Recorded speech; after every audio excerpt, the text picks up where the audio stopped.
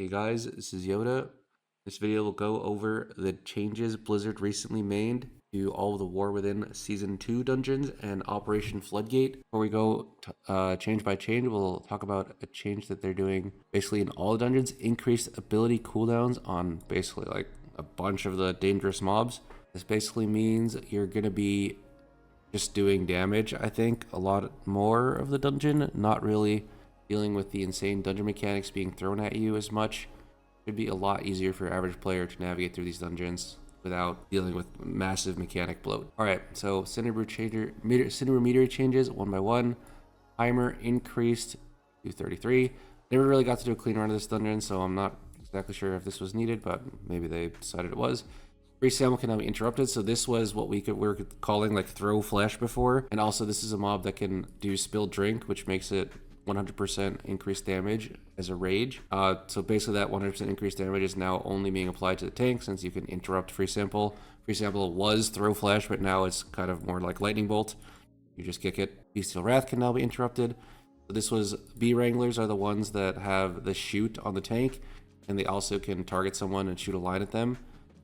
That wasn't really that dangerous unless they had Bestial Wrath on them, but now it can be interrupted, so you just kick XD. Increased ability cooldowns. So worth noting here is that Hired Muscle is in the list, and Hired Muscle was one of the main like AoE damage / group damage mobs in the first area. First area should be a lot easier. Hobgoblins are the big mobs that were charging around into the walls doing group damage, so there'd be a decent amount less group damage, but there will still be a lot of group damage going on in the meadery. Alright, so the Rookery. Defeating Kyrios updates the graveyard location. Let's fucking go. We love to read that. Unfortunately, they appear to have missed the next boss leaving a graveyard location. But you know what? Maybe next week. Grounding Bolt no longer leaves area denial. That basically means the first boss is going to be really easy, not challenging at all, I think. You just stand on the right spot so the lightning doesn't hit you, and then you move in a circle while hitting him. I'm not sure if this was needed, but that boss is going to be Omega free now. You're probably going to pull a lot of trash with him, to be honest, because he doesn't really do anything. But yeah. Several Cursed Thunders have removed or replaced. So these are the mobs that were spamming Lightning Bolt. And remember, we've pulled the first pack, and there's just 4 things spamming Lightning Bolt at us. And then you get to the next area, and there's 4 more, except they're buffed. With like a cast speed increase, so those are gone, or some of them are gone. Dungeon should be a bit easier. I think the first area might be really easy now. Void Crush no longer leaves area denial. Holy moly, I thought they were gonna make it like maybe a little bit smaller, but they just straight up took it out. So yeah, this second area is gonna be quite a bit easier. You're still gonna have to deal with like 3 diffusers or 3 diffuser pulls and then a double diffuser pull, so there's still gonna be a lot of healing required, but at least like there'll be space on the ground now, I think. Increased ability equals the following increaser. So Void Rider was one of the AoE pulsing mobs. That's going to be easier now. These mobs all did nothing, so increasing their cooldowns was pointless. The Void Curse Crusher is the one that did the jump, the one that was dropping the pools. I think just removing the area denial was enough. They didn't need to also make the jump longer cooldown. Corrupted Oracle. Interestingly enough, none of the abilities from Corrupted Oracle are interruptible. And Void Ascendant is the mini boss after the second boss, and that was the one like applying the heal absorb and the dodge mechanic, which is kind of nice since they were like kind of just cluttered throughout the dungeon.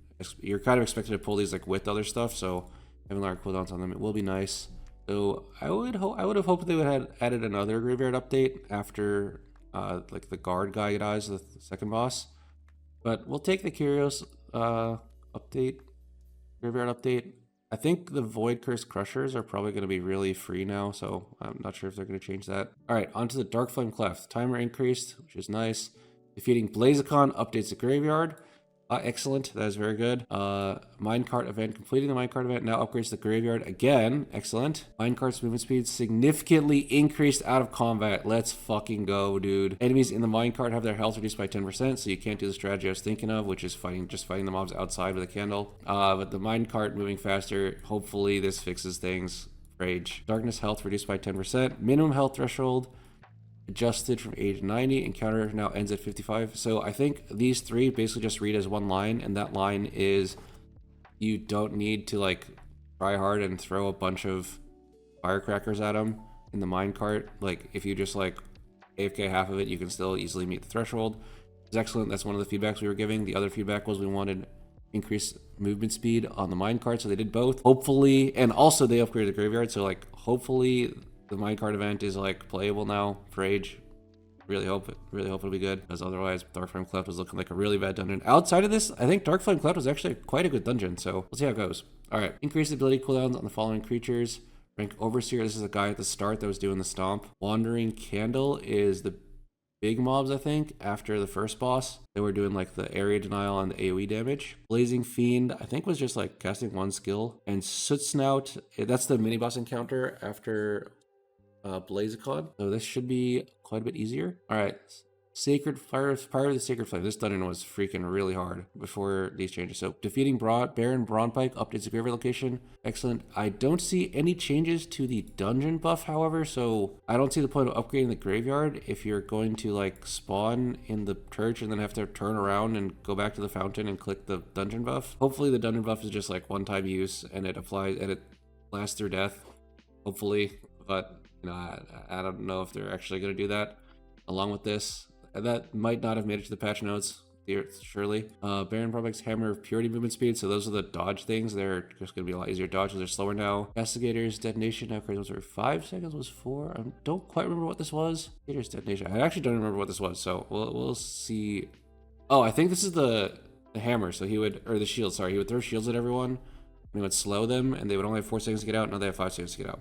That's it. I feel like the dungeon buff should have been updated to be like in the church or not go away on death, but you know, hopefully that's just not in the notes. Increased ability cooldowns on the fallen creatures. So Ardent Paladin was the one casting Sacred Toll and Consecrate, so there'd be a lot less group damage from that.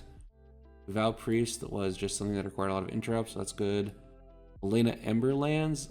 I honestly don't remember all of these mobs, but it looks like 1, 2, 3, 4, like almost all of the mini bosses have had their cooldowns increased. A lot of these were doing a lot of group damage, so they should be easier to deal with now. Lightspawn was a very dangerous mob. It was basically just, it was like the mobs in Grimatol before the last boss. It would just do that ability on you over and over again. So having an increased cooldown of that will be very nice. All right, Floodgates. This is the first dungeon we saw. Shredination cast time increased to 3 seconds and cooldown increased. Oh my goodness. Ramping damage from consecutive hits reduced. I didn't even know it had ramping damage. I thought people just got hit and died instantly. This is a massive change. A lot of people were complaining about this. The first thing we saw in the dungeon was like this Shredinator, and every range just died instantly the first time we saw it. So hopefully now it'll be a lot easier. I mean, definitely now it'll be a lot easier. You're probably going to pull as many of these as you can because this is going to be free count now. Dark Fuse Jumpstarter. I believe this is like the sleeper agents at the end that were pulsing group damage. Having a 2-second delay is definitely going to be awesome because they, like, one of the dangers is that your healer wasn't set up yet when you pull them. Damage increased, but the pulse is now every 5 seconds. So this is actually overall a damage decrease on the jump starters. And they also have a 2-second delay. They're lagging for 2 seconds on pull. So it'll be a lot easier. Harpoon can now be interrupted. That is very nice. Electrician Lightning Bolt cast time increased. That is was also a thing that we needed. Overcharge cooldown increase. This is the dot that they were leaving on mobs. Leaving on players. I think the electricians are still going to be like kind of difficult. They only show up at the end, and the main problem with them, I will see if they actually change this without putting it in the notes, but the main problem with them was that there were like 2 and then 2 and then 2 and then 2. You could only fight 2 of them at a time, and you had to fight them back to back to back. And like, if you're not playing Paladin, it's kind of rough to deal with all the interrupts coming from these electricians. Plus 2 of them at the same time is applying 1 debuff that you can dispel on 1 that you can't. So we'll see if this cooldown increase and the cast time increase makes them like, you know, possible to be deal with. But having 2 without a Paladin seems like it'd be really rough. All right, Big Mama, this is the first boss. Jumpstart damage increased by 10%. Electro Crush, this is the tank thing. Damage over time reduced. I do feel like this boss is a little bit too easy, so this is a good change. Swamp Face, Sludge Claws, cast time increased to 2.5.